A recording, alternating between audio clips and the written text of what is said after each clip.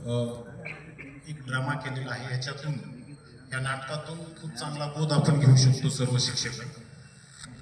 हे सुद्धा एक प्रशिक्षणाचाच भाग आहे असं आपण समजून आपल्या शाळेमध्ये सुद्धा जे 2 नंबरची जी शाळा होती अशा प्रकारचं आपण आपल्या कॉलेज शाळेमध्ये सुद्धा असंच पालकांना विद्यार्थ्यांना अशाच प्रकारे हँडल करून जेणेकरून पालकाची आणि विद्यार्थ्याची आपल्या शाळेकडे बघण्याचा दृष्टिकोन पॉझिटिव्ह राहील, म्हणजे निगेटिव्ह होणार नाही.